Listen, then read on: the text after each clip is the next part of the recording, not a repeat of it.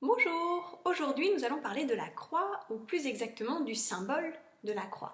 Parce qu'il faut savoir que si aujourd'hui c'est le symbole des chrétiens, ça n'a pas toujours été le cas. Étant donné que c'est le moyen par lequel le Christ a péri, eh bien les premiers chrétiens lui préféraient le symbole antique du poisson. Alors si ce symbole s'est imposé au fil du temps, au fil de l'histoire, peut-être que c'est en raison de son universalité, en tout cas c'est ce que je crois. Elle est en effet ce symbole de la croix attesté depuis la plus haute antiquité en Égypte, en Chine, en Crète, en Inde, en Mésopotamie, en Amérique précolombienne et chez les Celtes. Alors que signifie-t-elle la croix? Eh bien dans certaines civilisations anciennes, c'est le point de départ. Le point de départ de la création, c'est le point comme un germe fécond, comme une graine dans laquelle tout est contenu de manière dense et concentrée. Le point avant le Big Bang en quelque sorte. Et à un moment donné, ce point il se met à vibrer, à bouger.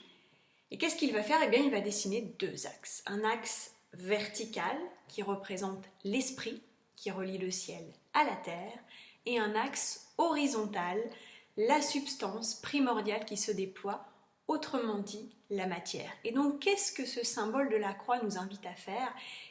À nous sentir, à nous centrer, à nous centrer sur cette verticalité, à nous relier au ciel et à la terre, et à nous centrer sur cette horizontalité, c'est-à-dire incarner pleinement la vie, la matière, à partir de ce point central, à partir de qui nous sommes.